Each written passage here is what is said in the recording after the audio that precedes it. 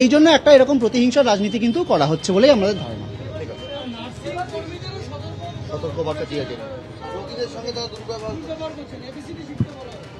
ABCD শেখা উচিত আসলে এই আইএএস অফিসারদের। তারা জানেন না যে একজন নার্সিং স্টাফ, একজন গ্রুপ ডি স্টাফ, একজন জুনিয়র ডাক্তার, তাদেরকে প্রত্যেকদিন কজন রোগীকে সামলাতে হয়।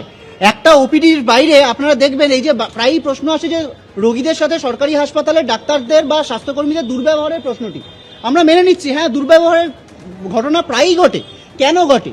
তার কারণ একটা ওপিডি লাইনে একজন স্যার বা একজন স্যার তার সহকারী, তাদেরকে ট্রিটমেন্ট করানোর জন্য বাইরে লাইন দেওয়া থাকে 700-800 জনের।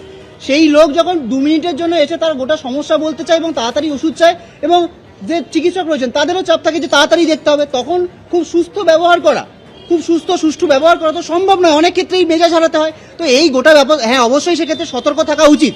রোগীদের সাথে ব্যবহারের কমিউনিকেশন স্কিল সবার শেখা উচিত, এবং তার আগে শেখা উচিত এই আইএএস অফিসারদের, এই স্বাস্থ্য সচিবদের মতো লোকদের, যারা ঠান্ডা ঘরে বসে পলিসি তৈরি করেন এবং জানেন না কিভাবে আসলে হাসপাতালগুলো চলছে।